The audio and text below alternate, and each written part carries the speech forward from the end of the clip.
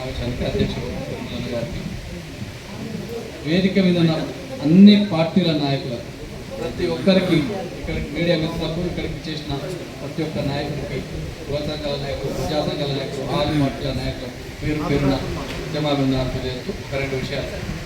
ఏది ఏమైనా అందరూ అన్ని విషయాలు చెప్పారు కాబట్టి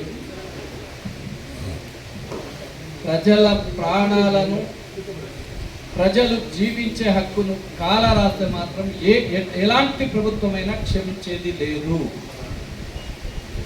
ఒకటి అందరి అభిప్రాయం మేరకు నేను తెలియజేస్తున్నా, ప్రభుత్వం పైన కంపల్సరిగా కొట్లాడితే తప్ప లగాచెర్లలో అక్కడ లంబాడీల భూములు గుంజుకుంటే తండాల పైన దాడులు చేసి వేల మంది పోలీసులతోని రాత్రిపూట తండాల మీద దాడి చేసి భర్తలను తీసుకుపోయి జైలు పెట్టి కేసులు పెట్టి హింసించిన, గుండెపోటు వస్తే కూడా వేడిలు వేసి జైలుకు తీసుకుపోయినా అదరకుండా బెదరకుండా రేవంత్ రెడ్డిని గెలిమి అక్కడ ఫార్మా కంపెనీలకు వ్యతిరేకంగా వచ్చిన జీవోను రద్దు చేయించిన ఆ 5 మంది మహిళల సాక్షిగా చెప్తున్నా, మా లంబాడి బిడ్డలను చైతన్యం చేస్తాం.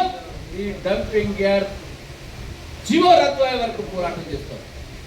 మిత్రులారా, అన్ని పార్టీలతో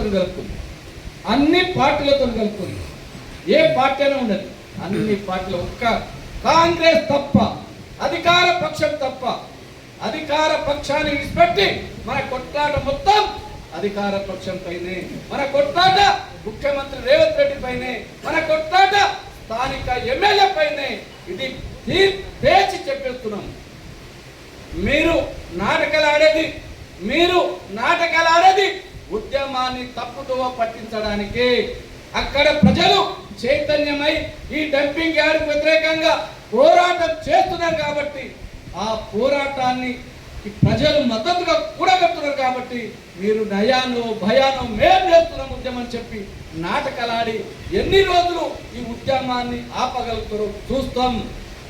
ఒక పార్టీగా కాదు, అన్ని పార్టీలను, బీఎస్పీని, డిఎస్పీని, సిపిఐ, సిపిఎం, బిఆర్ఎస్, ఇంకా మాతో కలిసి వచ్చే పార్టీలు, అన్ని కుల సంఘాలు, ఎంఆర్పిఎస్ మందకృష్ణను పిలిపిస్తాం, డిఎస్పీ నుండి విశ్వనాథన్ మహారాజు పిలిపిస్తాం, సిపిఐ నుండి జాతీయ రాష్ట్ర కార్యదర్శిని పిలుస్తాం, సిపిఐ నుండి అలా రాష్ట్ర జార్నలిస్టులను పిలిపిస్తాం, అన్ని కుల సంఘాల నుండి మందకృష్ణ మాదిగను పిలిపిస్తాం. ఇట్లా అన్ని సంఘాల నుండి మేము పిలిపిస్తాం, అన్ని సంఘాల జాతీయ పార్టీ నాయకులను పిలిపిస్తాం.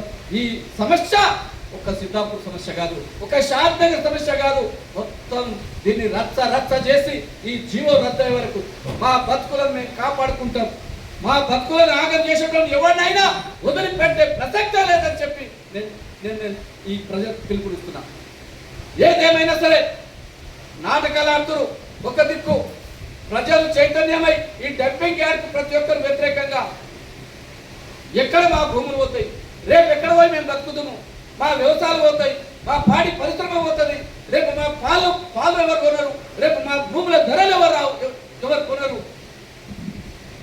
మా భూములకు ధరలు రావు, మా పిల్లల పెళ్లి చేయాలంటే మా కొడుకుల పెళ్లిలకు కూడా మా పిల్లలు పరిస్థితి ఏర్పడుతుంది.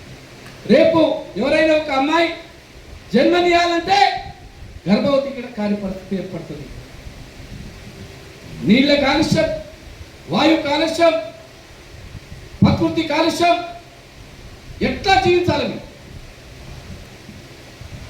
ఈ జీవించే హక్కును ఎవరు మీకు ఇచ్చును? మా జీవించే హక్కును కాల రాసే అధికారం ఏ పార్టీకైనా ఉందా? ఏ ప్రభుత్వాలకైనా ఉందా? కానీ మా సిద్ధాపూర్ డంపింగ్ యార్డ్ పేరు మీద ఈరోజు మాకు దుఃఖాలు. ఎందుకంటే అక్కడ 1 కిలోమీటర్ దూరంలో నా తండా. ఇదే కాదు, ఈరోజు రాష్ట్ర ప్రభుత్వం, ముఖ్యమంత్రి రేవంత్ రెడ్డి మొత్తం గిరిజన తాండాలతో పగబట్టినట్టుగా ఈరోజు ప్రవర్తిస్తూ ఉన్నారు. కోర్టు సిటీలో కానీ, ఈరోజు సిద్ధాపూర్లో కానీ, ఇంతకుముందు లగాచర్లలో కానీ, ఇంతకుముందు శంకర్పల్లిలో కానీ, ఎక్కడ చూసినా ఈరోజు లంబాడీల భూములకు చేపట్టాడు. గత ప్రభుత్వం, ఏ ప్రభుత్వమైనా భూములను సేకరిస్తుంది, ఏ ప్రభుత్వమైనా ప్రభుత్వ అవసరాల కోసం భూములను సేకరిస్తుంది, ఇండస్ట్రియల్ పెడుతుంది, అక్కడ ఉపాధి కల్పించాలని అంటది.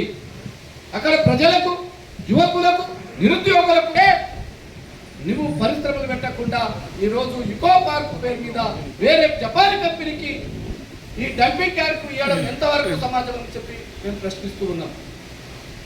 నీకు శాత కాకుంటే, పరిశ్రమలు పెట్టే శాత కాకుంటే, ఇంతకుముందు మా పౌర హక్కుల సంఘం నేత అన్నట్టు మా భూములు మాకు ఇచ్చాయి, మా భూములు అక్కడ ఉన్న భూములన్నీ మా దళితులై, అక్కడ ఉన్న భూములన్నీ మా లంబాడిలై, మా భూములు మాకు ఇస్తాం బిడ్డ.